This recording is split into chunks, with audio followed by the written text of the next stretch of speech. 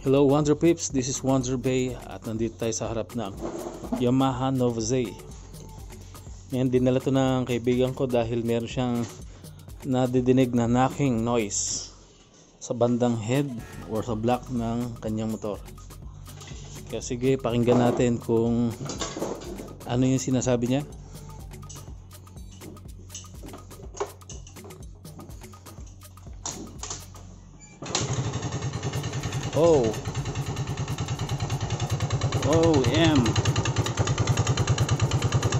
Ang lakas ng knock ng motor niya. Tignan natin kung ano yung tunog na yon. Kailangan natin kalasin para malaman.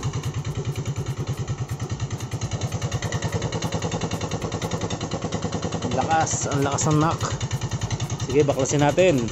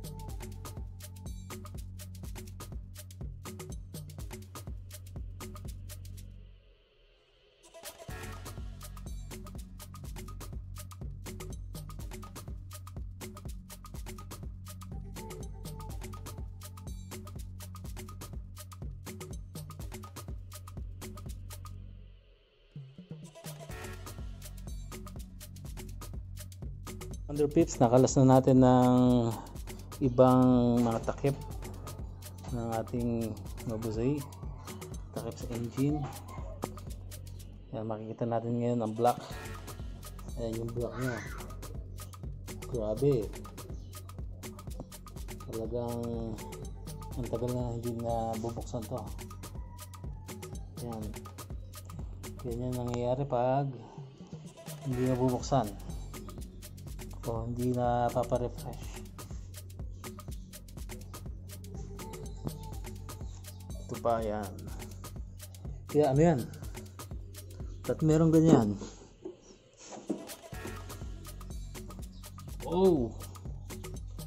Grabe.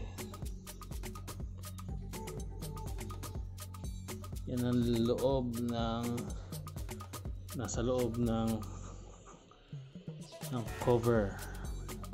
Yan, kasi itong mga matic, especially mga Air Force cooled, ay may cover ang kanilang block para itong fan ay direktang yung hangin na nanggagaling dito ay siguradong dadaan sa mga block niya.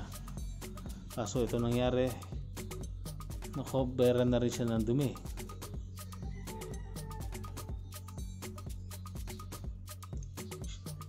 Yan. Bukod sa maingay ang makina, napakadumi na rin ang kanyang block. Kaya i-refresh natin yan.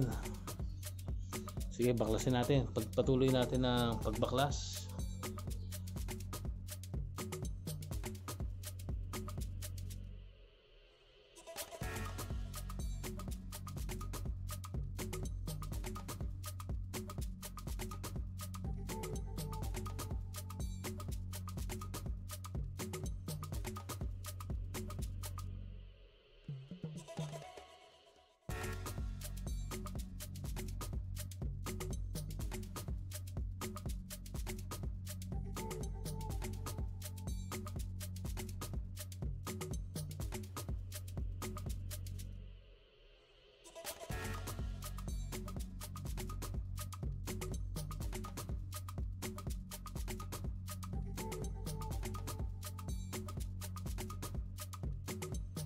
Wonder Pips, nakalasan natin ng head at block ng ating Nouvo. Tingnan nga natin itong piston kung ano itsura niya.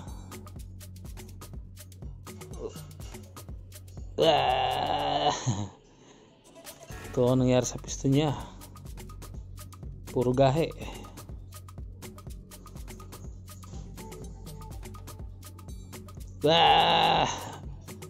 Ang talagang puro gahi na, napwersado na, napwersa. Sabagay, matagal na rin tong block na to, ilang years na rin, kaya sulit na rin to.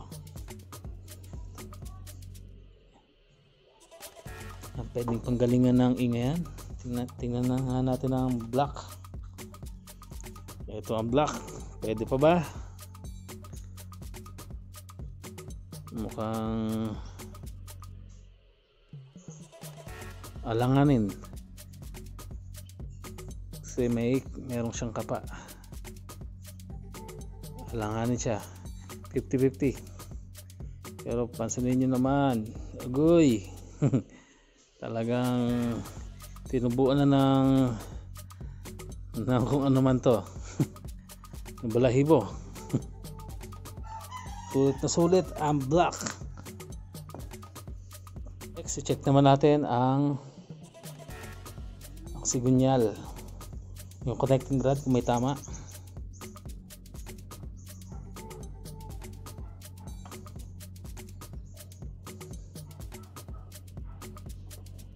Gamitan natin ng Maingay sharingan.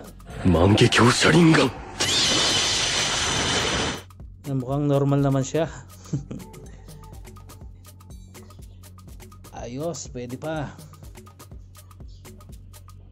Subukan natin palitan ng black muna. Sige. Ito ang head, Wonder Pips. Tingnan nyo naman. Grabe. Yan o. Wala pa akong ginagalaw dyan.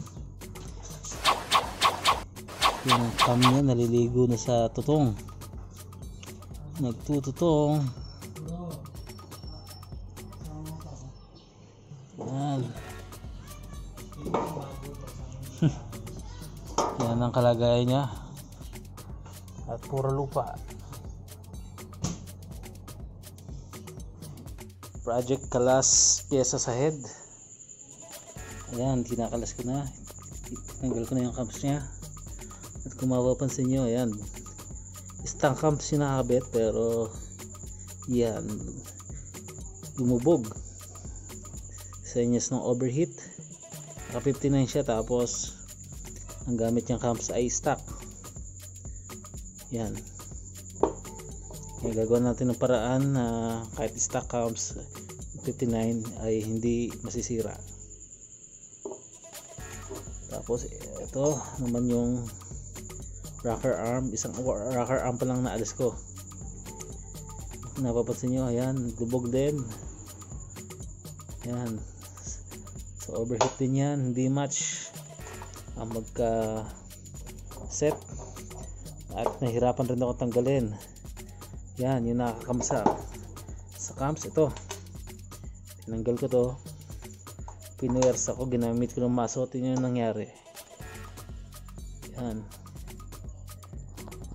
yan, nabaluktot. Sobrang hirap tanggalin, pero natanggal pa rin natin. Ganyan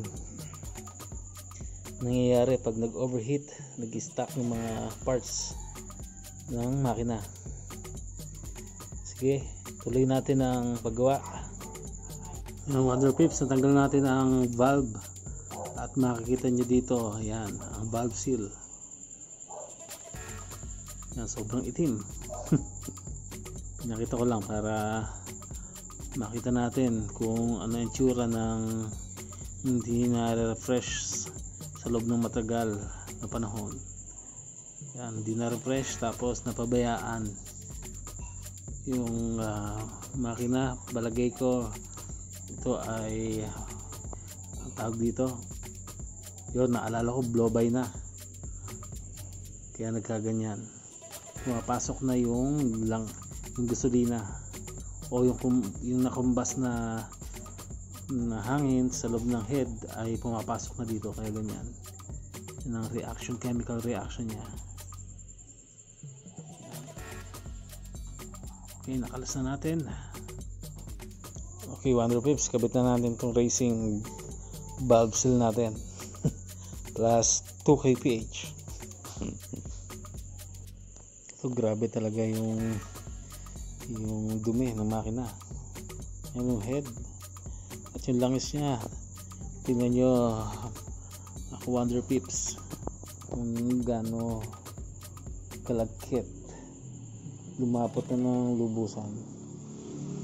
Ayan, oh, kita, sobrang lapot. Ayan, naging ano na siya, naging putik, parang putik. Oh, yan, wala pang ginagalaw dyan. Yan yung pagkaalis kanina. Yan, grabe. Ito yung tinanggal natin, ito yung bago. Yan, medyo luma na, tsaka napipi siya pagkatanggal dahil ginamitan ko ng plies. Okay, lagyan natin to.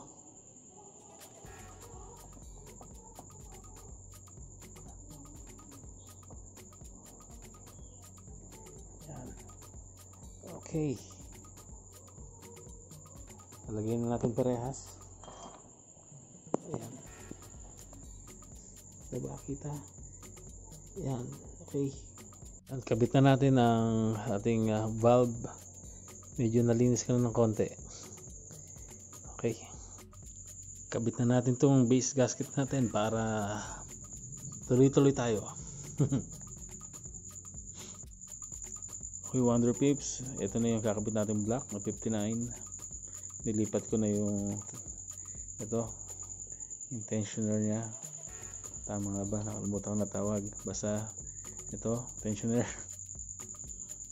Yan, tapos ito yung pinagpalitan. Kitang kita nyo yung gahe. Ayan, tapos sobrang itim na nya. Ayan yung gahe. Ayan, gahe. Ayan, puro gahe. Puro gas-gas. Ito yung stock, yung nakakabit na kanina. At ito yung bago natin kakabit. Second hand siya, pero pwede pa pang samantagal muna. Okay, sige, kabit natin.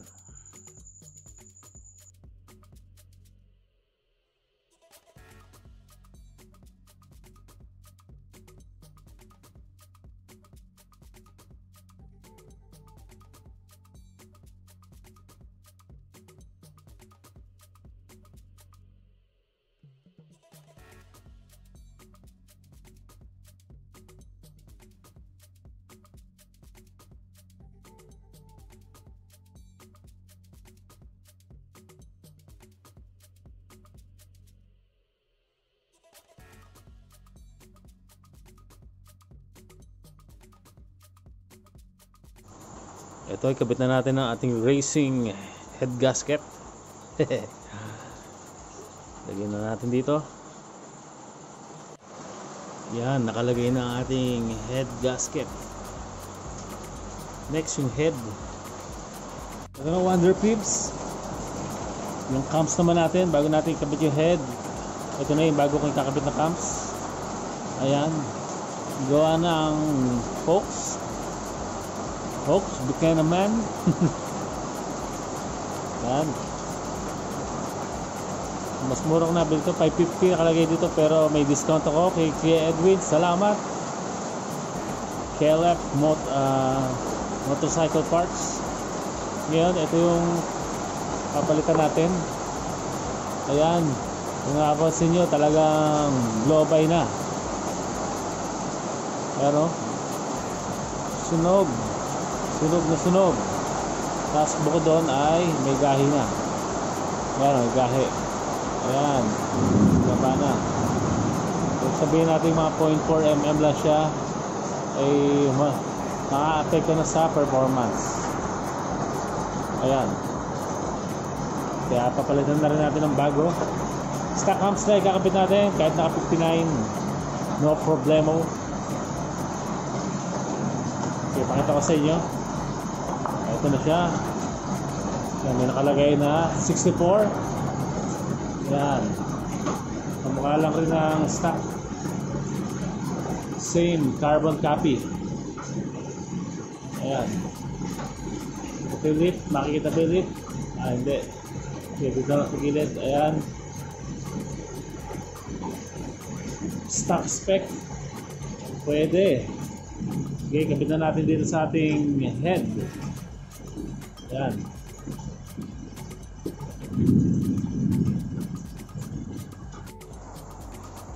Okay, kabit na natin ang head ng ating WonderBae.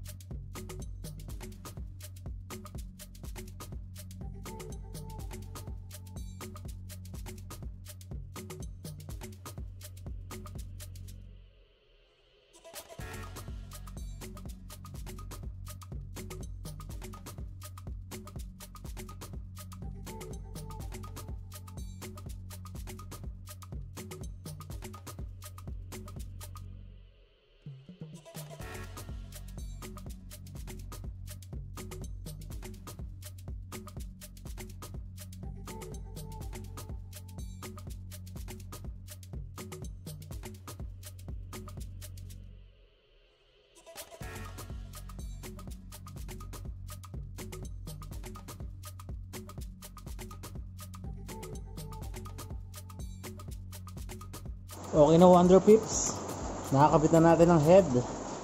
Next ay tune up na lang natin. Here we go. Let's tune up.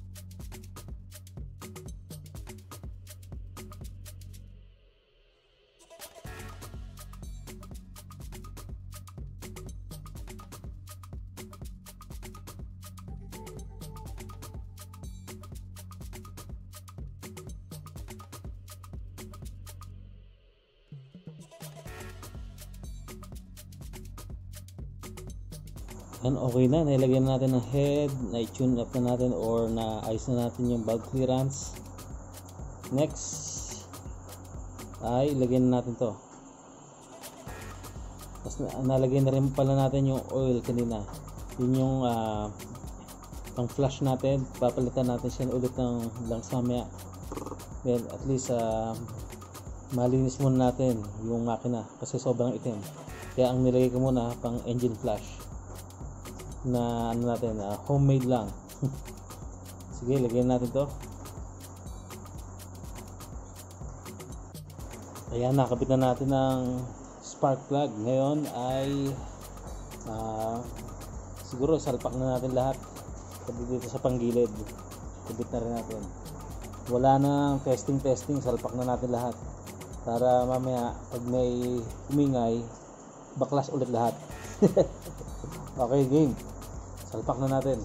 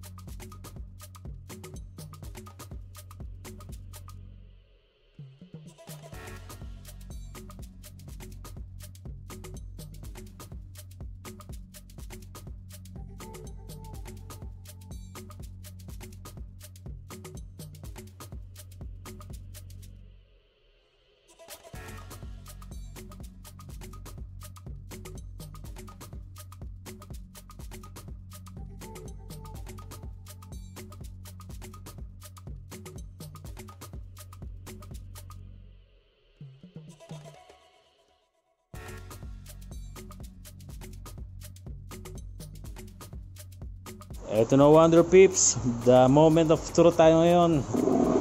Tingnan natin kung okay ang pagkakagawa natin. Ni-refresh natin, pinalitan natin ng second hand na black rin. Yan, pinagpalitan namin na black. Subukan natin kung i-start. There we go. Isa, dalawa. Oh, ba't ganon? Bakit one click lang? Yan, isa pa, medyo malamig eh.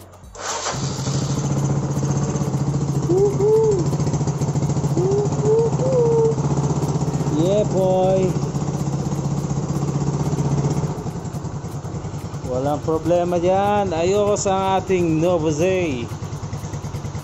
WonderBae refresh 59mm stock head, stock cams, pang long drive.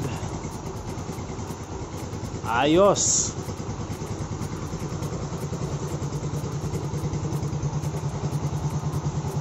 Yeah.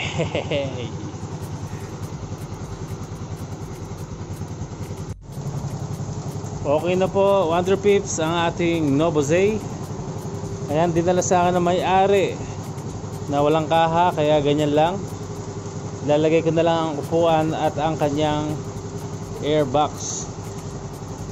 Yan, salamat muli sa panonood. Huwag kalimutan mag-like, mag-share at mag-subscribe sa aking channel.